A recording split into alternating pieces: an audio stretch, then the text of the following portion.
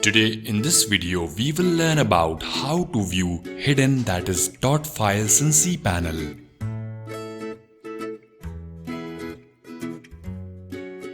Log into cPanel and then go to File Manager. Now go to public_HTML and tap on Settings on the top right corner.